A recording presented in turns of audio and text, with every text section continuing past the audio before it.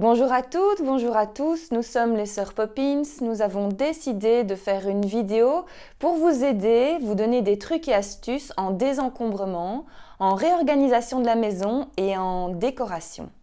Aujourd'hui, nous avons choisi de vous faire une vidéo sur la buanderie. Donc nous allons faire cette vidéo à deux. Donc on l'a fait à deux avec Héloïse. Héloïse? Héloïse, tu es où?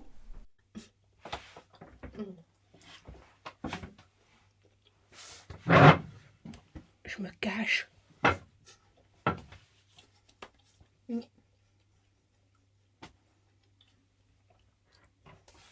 Je me cache parce que c'est le seul endroit de la maison où je suis sûre que personne ne viendra me trouver et me parler genre Maman, j'ai fait caca. Chérie, t'as mis mes chaussettes. Maman, j'ai faim. Chérie, il est arrivé mon colis. Ah bon. Et puis, bon, accessoirement, c'est le seul endroit où je suis sûre que personne viendra piquer ma bouffe. Ok, mais c'est pas un peu étriqué? Ouais, un peu. Mais figure-toi que je m'y sens quand même bien. Hein. D'abord, ça sent bon la lessive ici. Et puis, il fait chaud. Et surtout, il fait très calme.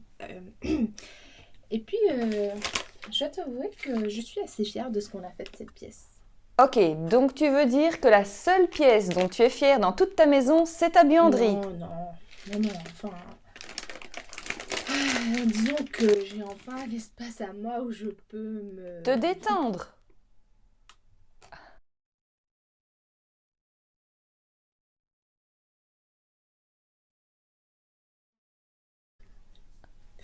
Bon, écoute, t'as pas envie de revenir à nos moutons, là, hein?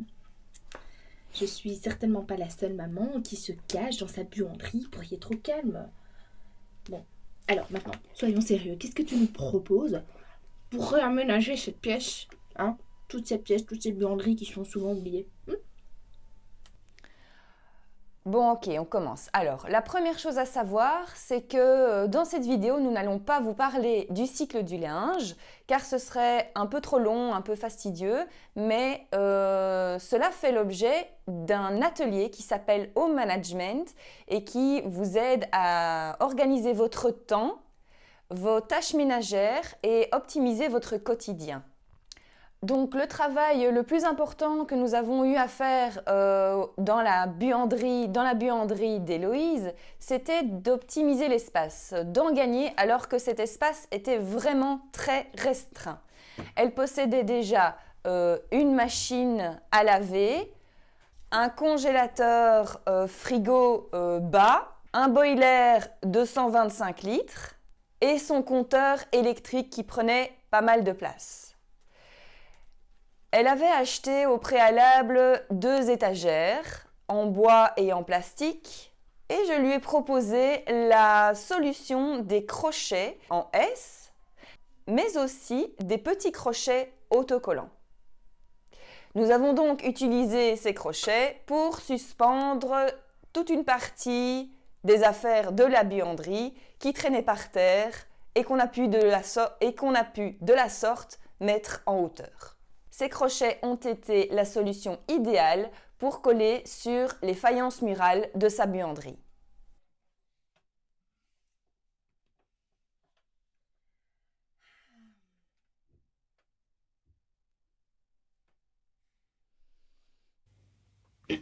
Pardon.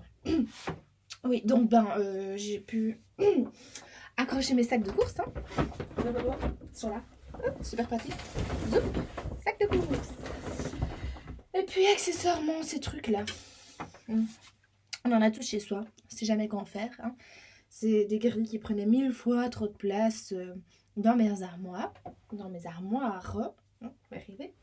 Hop, on accroche. Puis accessoirement aussi mon tablier de cuisine. Et puis ça, mon sac à bonbons. J'espère que ma fille ne verra jamais cette vidéo parce que elle n'est pas du tout au courant de ce sac à bonbons.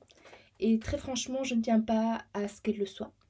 Et entre nous, si elle venait à le découvrir, ça me ferait vraiment...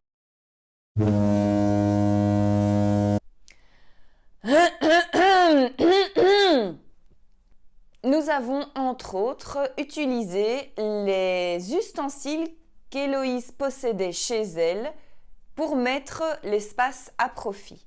Notamment une tringle extensible, une tringle à rideau de douche, que nous avons placée entre deux murs, sur lesquels nous avons accroché les fameux crochets en S. Nous y avons suspendu les balais, les ramassettes, la ramassette et tout un tas d'objets qu'il était possible de suspendre à cet endroit pour éviter de les avoir sur les surfaces planes et sur le sol. Bon, Hello, tu fais quoi là? Ah, écoute, franchement, j'ai tout prévu. Si on sort jamais de ce confinement, je tiendrai pas à laisser tomber. Alors ben, je teste la solidité de la tringle. Quoi? Bon, alors, donc, comme tu l'as dit, j'ai accroché... pas la corde. J'ai accroché, comme tu l'as dit, mes brosses. Ici, petite brossette. Hop. Ma brosse, mon balai. Ici, j'ai mis la brosse et la ramassette. Mon sac pour mettre les pinces à linge. Ça, c'était pour laver les biberons. Je sais pas pourquoi j'ai encore ça, mais voilà. Ici, des cintres au cas où je dois accrocher un truc ou l'autre. Un peu pour le jardinage aussi. Ah bon, voilà, tout ce qui traînait un peu comme ça où je savais pas où mettre. Bah, j'ai mis ça là. Et puis accessoirement, juste à côté, j'ai... Pam, pam, pam. Figure-toi que c'est essentiellement pour ça que je viens me cacher ici, c'est pour ce pack-là. Enfin donc, l'organisation des étagères. Nous avons dédié chaque tablette à un thème précis. Donc d'abord l'étagère en bois, nous y avons mis les produits ménagers, ensuite les produits pour la lessive, ensuite les outils et enfin les vases et les pots.